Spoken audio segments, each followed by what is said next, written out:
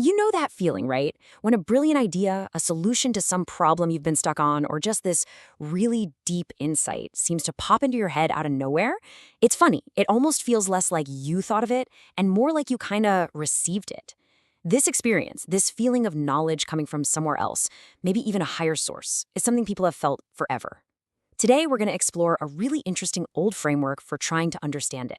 So yeah, where does that knowledge come from? For centuries, some of the greatest thinkers have wrestled with this. Is it divine inspiration? Is it just your subconscious finally putting the puzzle pieces together? Or is it something else entirely? In this explainer, we're going to unpack a fascinating perspective from history on this exact question. All right, here's our game plan. First, we'll get into what our source even means by hidden knowledge. Then, we'll break down the two different kinds of revelation it talks about. After that, and this is where it gets really interesting, we'll look at its warning about a deceptive counterfeit. And finally, we'll see what it says is the surest way to tell the difference. So our guide for this whole journey is a 16th century text. And what's amazing is that it offers this surprisingly detailed psychological and spiritual framework for understanding these moments of insight, which it calls revelations.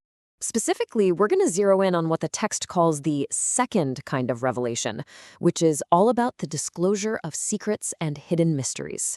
And listen, this isn't just about big, world-changing prophecies. It's about any piece of knowledge, big or small, that feels like it was given to you, not something you figured out yourself.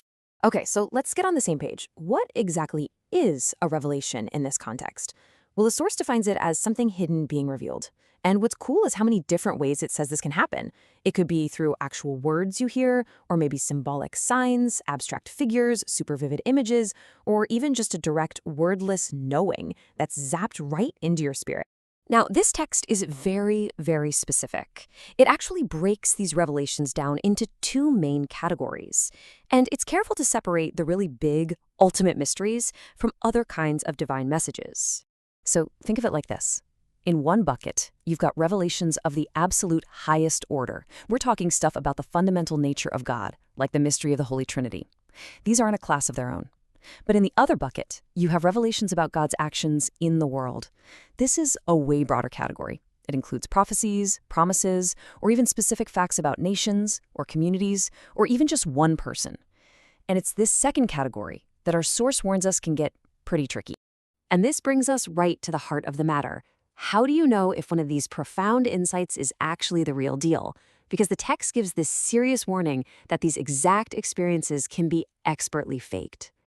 Yeah, the author uses some pretty strong language here, saying that a deceptive force can be a great meddler in these things, that it can create these convincing counterfeits, experiences that feel just as real, just as profound as a genuine one, but are actually designed to lead you down the wrong path. So you have to ask, how in the world does that even work? Well, according to the text, the whole thing starts with a hook. See, the deception doesn't begin with some huge, obvious lie. No, that would be too easy to spot. Instead, it starts with truths, or with things that look like the truth, what the text calls verisimilitudes. They're basically convincing lookalikes, and they're all designed to build your confidence and make you feel totally sure that what you're experiencing is legit. And once that trust is locked in, once your defenses are down because you've already bought into the first few true things, that's when the trap is sprung. That's when the beguilement, the actual lie, is slipped in. It's an incredibly subtle and effective trick because it plays on our own psychology. Of course, we're going to trust something that's already proven itself to be right. And the text uses this absolutely brilliant analogy to explain it. Imagine you're trying to sew a thick piece of leather. You can't just push a soft piece of thread through it, right? You need something stiff, like a sharp bristle, to poke the hole first. The bristle goes through, and it pulls that soft thread along right behind it. In this analogy, the truths are the sharp bristle. They pierce our skepticism. And the lie? That's the soft thread, just pulled along for the ride. Easy as can be. It's basically a 16th century description of a spiritual phishing scam. And to hammer home just how serious this is, the author quotes the Apostle Paul. The message is pretty stark. Even if an angel from heaven comes down and preaches something different from the core truths, they should be anathema, which is a very, very strong way of saying completely rejected. The point is, it doesn't matter how impressive the source seems to be. What matters is the message itself and whether it lines up with foundational truth. So, given this pretty terrifying danger, what are you supposed to do?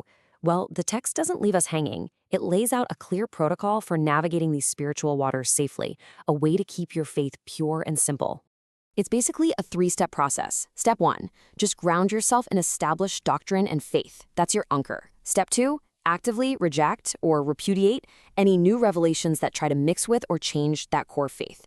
And then step 3, and this one is pretty radical, the text advises you to essentially close your eyes to new revelations entirely and just focus on the truths and prophecies that have already been laid down.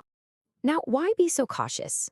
You might think that sounds a little extreme, but the goal isn't to reject God. It's to find God without getting tricked along the way.